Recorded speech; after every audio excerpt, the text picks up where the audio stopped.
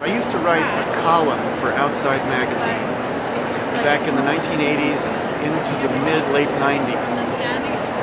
It was a column about natural science, and once a month I would go up to my local university library, Montana State University, and I would go scrambling and rampaging through the stacks of Montana State University's library, pulling down bound volumes of journals and books and things, and desperately looking for a topic to write this natural science column. But 1 week out of every month I was haunting the corridors of that library and eventually finding something to write about.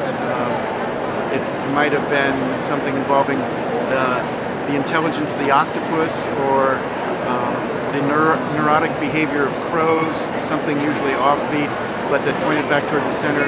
And all of that time, all of that research was in the stacks of this wonderful library.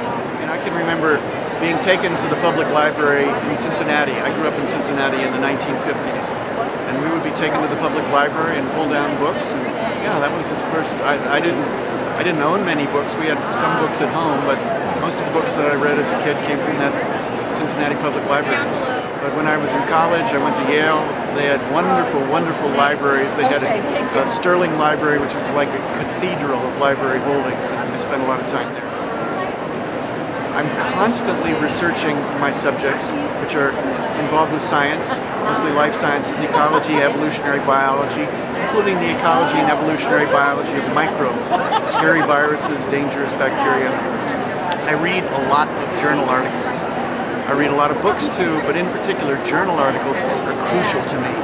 And I live in a little town in Montana, but I have internet access to all of the library subscription journal articles of Montana State University. So I'm constantly soaring out through my laptop to access the proceedings of the National Academy of Science, or Lancet, or Nature Genetics, or some other eminent or somewhat obscure journal for my research. A friend of mine, I don't know where the saying comes from, but there's the saying that if you think education is expensive, try ignorance. Likewise, if you think libraries are expensive, try illiteracy. The only good thing about attempts to ban books is that sometimes it makes a really, really difficult, dangerous, important book even more popular. Apart from that, I think that telling people that they can't or shouldn't or must not read something has been proven over hundreds and hundreds of years to be not only foolhardy but futile. I leave. I'm just beginning to write a proposal for my next book project, and I'm a little bit shy. I can't say exactly what that is yet, but there will be a new book project.